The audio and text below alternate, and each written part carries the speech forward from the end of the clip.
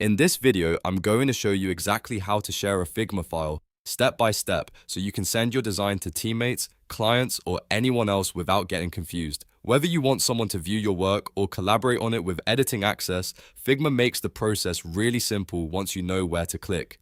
If this tutorial helps, please hit like and subscribe for more easy software guides. Now let's jump into it. First, open the Figma file you want to share. Make sure you're inside the correct project or design file before you send anything out, because sharing the wrong file is a common mistake, especially when you have multiple designs open. Once your file is open, look at the top right corner of the screen and click the Share button. This is where all of the sharing options are located. Figma gives you two main ways to share your file, and I'll walk you through both so you can choose the one that works best for you. The first method is invite by email. This is the best option when you want to share the file with specific people only, like a teammate, a client, or a reviewer. After clicking share, look for the invite by email field and enter the recipient's email address. You can add one person or several people depending on who needs access. Next, choose the permission setting from the box next to it.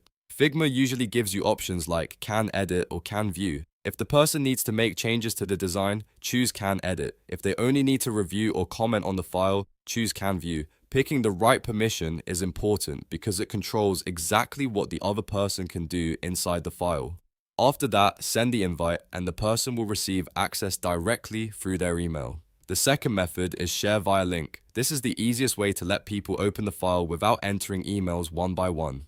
In the share panel, click copy link. Before sending it out, make sure the link settings match what you want. Depending on your Figma content, you may need to select the right file type, such as slides, a presentation, or a design file. This matters because different types of content can open differently for the person receiving the link. Once the correct option is selected, you can copy the link and share it anywhere you want, whether that's in an email, a chat message, or a project management tool. If the file is set to allow broader access, you can share it with anyone who has the link. That makes collaboration fast and convenient, especially when you need quick feedback from multiple people.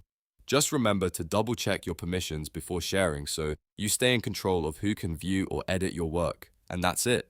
Now you know how to share a Figma file using both email invites and shareable links. If this video was helpful, make sure to like the video and subscribe for more step-by-step tutorials just like this one. Thanks for watching, and I'll see you in the next video.